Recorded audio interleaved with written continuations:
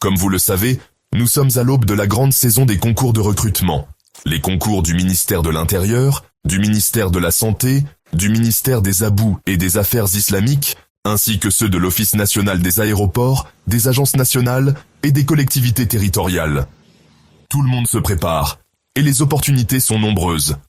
Dans ce contexte, j'ai rassemblé pour vous les questions les plus fréquentes que l'on retrouve dans ces concours, et je peux vous assurer qu'elles apparaissent dans plus de 90% des examens. Ne ratez pas cette chance. Regardez la vidéo jusqu'à la fin, vous y trouverez les questions, les réponses et leurs explications de manière claire et simple. Bonne chance à toutes et à tous. Le succès est à portée de main pour ceux qui se préparent intelligemment. Un échantillon d'argile saturée pesait 354 newtons à l'état naturel et 242 newtons après séchage à l'étuve. On donne gamma S 26,2 kN par mètre cube et gamma W Cilil 9,81 kN par mètre cube. Question 1. Calcule la teneur en eau. Question 2. Calcule l'indice de vide. La porosité. Le poids volumique humide. Le poids volumique sec. Choisis la bonne réponse parmi les choix proposés. En ce qui concerne la résolution, elle est très simple. Il suffit de mémoriser les relations et de les appliquer correctement. Avant de commencer les calculs, nous allons regrouper les données disponibles. Nous avons dit qu'il s'agit d'un échantillon d'argile complètement saturé. Cela signifie qu'il contient 2 éléments seulement, au lieu de 3. Ces 2 éléments sont l'eau, dont nous avons le poids, les grains solides, dont nous avons aussi le poids. Le poids total à l'état naturel est donc égal à la somme du poids de l'eau et du poids des grains solides.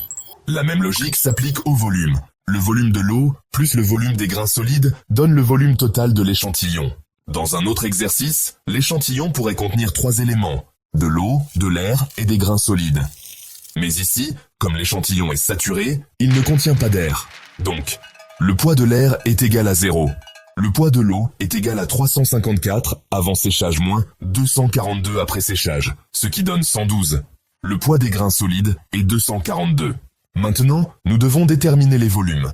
Nous connaissons le poids volumique de l'eau ainsi que le poids volumique des grains solides. La relation que nous allons utiliser est la suivante. Le volume est égal au poids divisé par le poids volumique. J'essaie de simplifier autant que possible.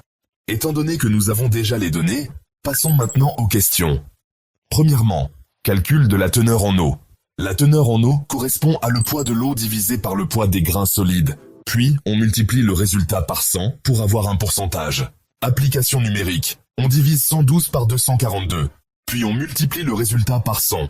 Le résultat est 46,28%. Deuxièmement, calcul de l'indice des vides.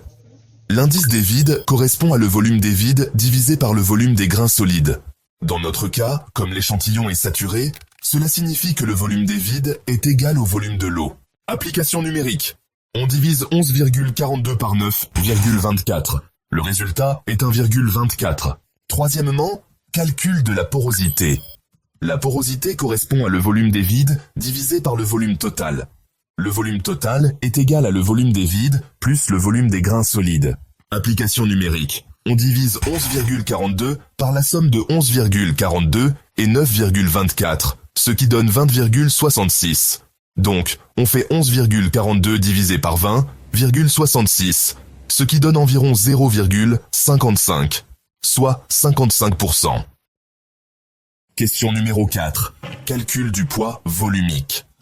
Si tu te souviens bien, le poids volumique correspond simplement à le poids total de l'échantillon divisé par son volume total. C'est donc très simple. Il suffit de se rappeler les relations de base en mécanique des sols.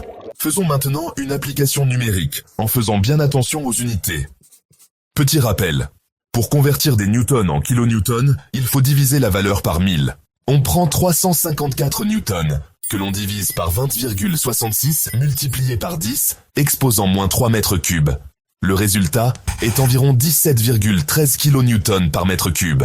Question numéro 5. Calcul du poids volumique sec. La relation à utiliser ici est la suivante. Le poids des grains solides divisé par le volume total de l'échantillon. Application numérique.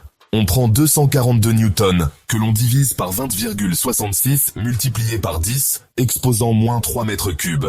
Le résultat obtenu est environ 11,60 et 11 kN par mètre cube. Question pour les commentaires.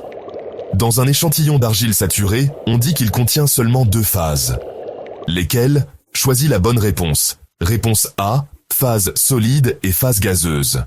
Réponse B, phase liquide et phase gazeuse. Réponse C, phase solide et phase liquide. Réponse D, phase solide uniquement. Petit rappel fraternel, celui qui veut du bien à son frère l'atteindra. N'hésitez pas à partager ce contenu avec vos camarades. Et si vous avez d'autres exemples, laissez-les en commentaire pour que tout le monde en profite.